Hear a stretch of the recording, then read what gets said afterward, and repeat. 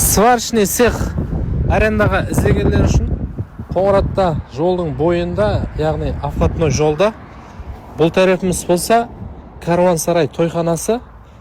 Осы манда мінекей осы екі этаждың қарама қарсысындағы бұл сварочный цехымыз арендаға беріледі. Кеттік, ішін көріп шығамыз. Ал олай болса әзіз достар, автотной жолдың бойындағы осы сварочный цехымыз арендаға беріледі. Ішінде көріп тұрғаныңыздай жылыту үшін екі дана өзінің пеші бар.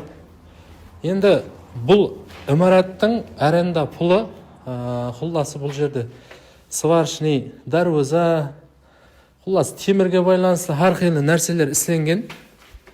Көріп тұрғаныңыздай осындай нәрселер.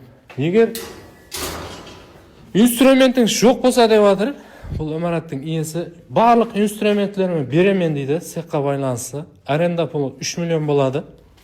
Движок, кәттекі движогына дейін бар, далада екі дана камерасы бар. Егер өздеріңізде инструмент болатын болса, аренда пұлы 1,5 миллион сом. Енді даланы көріп шығамыз, далада өзінің осындай мінекей ремонтқа үлкен машиналар бүймелері кіріп жайғасатығын осындай жері бар, кеңшілік, текс. Ондан соң мынандай бастырмалы навесі бар. Көріп тұрғаныңыздай. Аренда келісімді. Осы экрандағы номерлерге хабарласамыз.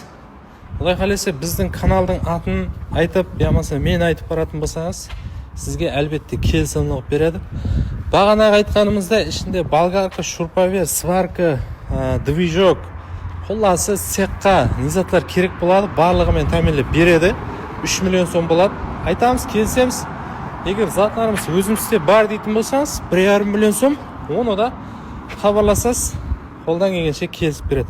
Олай болса, бұл видеоны Қоңыраттан осындай арендаға сварочный цех іздеп жүрген аға інілерімізге бұл видеоны жіберіп қоямыз. Хам бізге бесплатный үй-жай ямаса имаратқа арендаға жер орын ямаса әрқандай имаратты арендаға беретін қызметлер болса, бесплатный істеп береміз. Ол үшін осы көріп тұрған номерлерге хабарласамыз. Олай болса, Қоңыратшы достарға жібереміз видеоны.